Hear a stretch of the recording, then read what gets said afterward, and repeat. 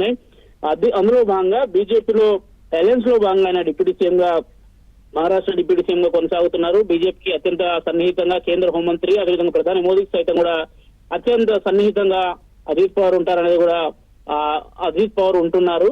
దాదాపు ఈ ప్రమాదంతో పూర్తిగా ఎన్సీపీలో కొంత విషాద చరమలు అంటుకున్నాయని చెప్పాల్సి ఉంటుంది. నేతలంతా కూడా ఆందోళన వ్యక్తం చేస్తున్నారు. మొదట ప్రారంభోత్సవ కార్యక్రమానికి హాజరవుతున్నట్టు, ఇంకా వ్యక్తిగత పనుల మీద కూడా ఆయన కొన్ని కార్యక్రమాలకు హాజరవుతున్నట్టు కూడా తెలుస్తుంది. బారామతిలో ల్యాండింగ్ సమయంలోనే ఈ ప్రమాదం చోటు చేసుకోవడం కూడా దురదృష్టకరం అని చెప్పాల్సి ఉంటుంది. మొత్తం అజిత్ పవార్ తో పాటు మరో 5 సిబ్బంది కూడా అందులోనే ఉన్నట్టు తెలుస్తుంది. ఆయన వ్యక్తిగత పిఏలు కావచ్చు, ఆయన వ్యక్తిగతకు సంబంధించిన అధికారులు కావచ్చు, మరోవైపు అటు పైలట్ సంబంధించి పూర్తిగా కూడా ఇదంతా కూడా ఈ క్రాసింగ్ లో అక్కడే పూర్తిగా కూడా మృతి చెందినట్టు తెలుస్తుంది. శకటాలు మాత్రం ఎక్కడికక్కడ కూడా పూర్తిగా పడిపోయిన పరిస్థితి అయితే చూస్తున్నాం. పూర్తిగా మంటలు రావడంతో పాటు ఆ ప్రాంతం అంతా కూడా ఒకసారిగా బాంబు పేలినట్టు ఒక విస్ఫోటనం జరిగిన ప్రదేశం అయితే ప్రస్తుతం తెలుస్తుంది. స్థానికులు పెద్ద ఎత్తున చేరుకొని సంఘటన స్థలంలో ఉన్న సమాచారాన్ని వెంటనే పోలీసులకు అందించడం, మహారాష్ట్రకు సంబంధించి ముఖ్యంగా బారామతి పరిసర ప్రాంతంలో ఉన్న పోలీసులంతా కూడా సంఘటన స్థలానికి చేరుకున్న వారంతా కూడా దర్యాప్తు కొనసాగిస్తున్నారు. ప్రస్తుతానికైతే ఎక్కడైతే శకటాలు పూర్తిగా అగ్నికి ఆగుతాయో ఆ ప్రదేశానికి మాత్రం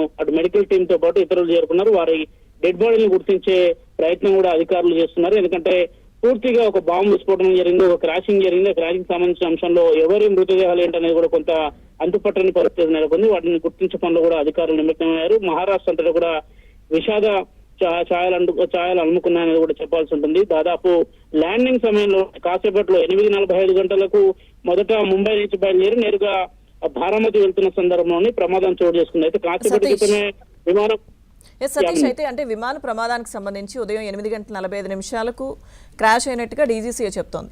సో అయితే ప్రమాదానికి సంబంధించి అంటే గతంలో మనం చూసిన ప్రమాదాలు కానీ ఏవైనా విమాన ప్రమాదానికి సంబంధించి టెక్నికల్ ఇష్యూస్ ఏదైనా అయి ఉండాలి, లేకపోతే వాతావరణం అనుకూలించకపోవడం. సో ఇప్పుడు ఈ ప్రమాదానికి సంబంధించి లో విజిబిలిటీ కారణమని ఇప్పటి వరకు వస్తున్న సమాచారం. సో పూర్తిగా అంటే అసలు ప్రమాదానికి గల కారణాలు ఏంటి, ఎక్కడ వైఫల్యం ఉంది అనే దానికి సంబంధించిన సమాచారం ఎప్పుడు వచ్చే అవకాశం ఉంది సతీష్? ఏం చెప్తున్నారు అధికారులు?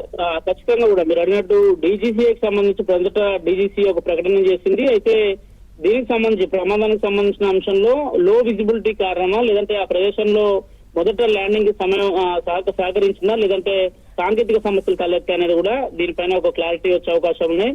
ఎందుకంటే మొదట దీనిపైన ఏవియేషన్ సంబంధించిన అధికారులు కొంత ఇన్వెస్టిగేషన్ చేయాల్సి ఉంటుంది. అదేవిధంగా దాంట్లో మొదట ప్రమాదం జరుగుతున్న సమయంలో పైలట్ ఏమైనా సమాచారాన్ని ఇతరులకు అందించారా, ఎందుకంటే చార్టర్డ్ ఫ్లైట్ చేయబట్టి దానికి సంబంధించిన పైలట్ ముఖ్యంగా ఇతరులకు సమాచారం అందించే అవకాశాలు చాలా స్పష్టంగా ఉన్నాయి. ఎందుకంటే ల్యాండింగ్ కి ప్రతికూల వాతావరణం లేకపోతే కూడా మొదట ఆయన ఏటీసీని సంప్రదించే అవకాశాలు ఉంటాయి. ఏటీసీని సంప్రదించడంతో పాటు లోకల్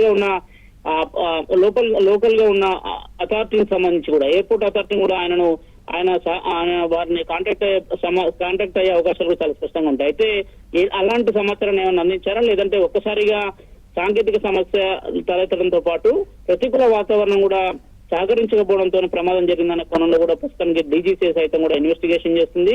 దీనిపైన ఒక క్లారిటీ వచ్చే అవకాశం. అయితే దీనికి సంబంధించి ఖచ్చితమైన సమయానికి సంబంధించిన అంశంలో మాత్రం కొంత క్లారిటీ లేదు. ఎందుకంటే ప్రమాదం జరిగింది, కొంత దిగ్భ్రాంతికరమైన వాతావరణం అయితే అక్కడ నెలకొందని చెప్పాల్సి ఉంటుంది. అధికారులు మొదట ఇక్కడి నుంచి ముంబై చేరుకుని ముంబైలో ఎక్కడైతే ప్లేన్ క్రాష్ ఉందో ఆ ప్లేన్ క్రాష్ ఉన్న పరిసర ప్రాంతాలను కూడా వారు మొదట పరిశీలించిన తర్వాత కొంత ఒక ప్రాథమిక అంచనా వేసే అవకాశాలు ఉన్నాయి. దీనిపైన సాయంత్రం ఒక క్లారిటీ వచ్చే అవకాశాలు అయితే కనిపిస్తున్నాయి. లక్ష్మీదుర్గ.